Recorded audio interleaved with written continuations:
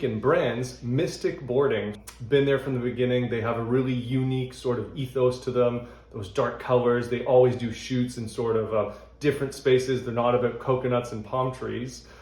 They've really moved into surfing. A new athlete that they just brought on, which is Caio Ibelli. So if you don't know much about surfing, Caio Ibelli is a world tour surfer. So the world tour is, the most, performance surfing that's out there.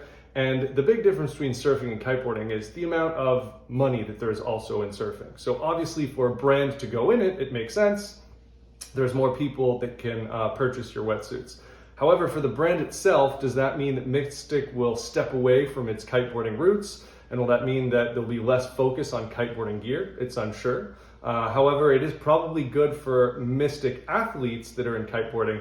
All of a sudden, the marker just changed. So Caio Ibelli coming in definitely doesn't get the same contracts as relatively unknown kiteboarders. Caio Ibelli is a world-class surfer, and that really changes the game. So I don't know what it's happening behind the scenes at Mystic, but existing Mystic athletes have a little more bargaining power here, because bringing in someone like Caio Ibelli is definitely more money for the brand, more exposure, but that also means that for kiteboarding athletes, there might be more money coming in as well, which is great for the sport. In freestyle kiteboarding, the GKA Freestyle Tour will continue at the beginning of March in Colombia and Salinas del Rey. So the two winners from the first stop were Gian Maria Coccoluto and Bruna Kajia. They're going to be trying to defend their titles there and keep winning some events for that World Championship Tour.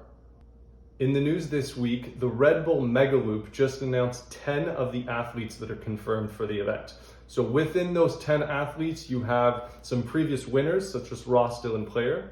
So Ross won in 2019. The Megaloop is an event that doesn't run that often. So the last time it ran, again, was 2019. It's running hopefully this year in 2023. It's been compared to the Eddy, which is a surfing event. It's not quite the Eddy. It's sponsored by Red Bull. It's not as prestigious. However, it is very different from other big air events because the focus is on one trick. Just come in and do an absolutely showstopper trick. You will win your heat and move on. So it's a very, very different event.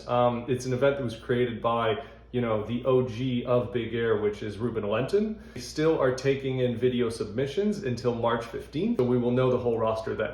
One thing there is not, which there is in the Eddy, are women. There's still no women in this event. It has been mentioned that they're looking at it for next year.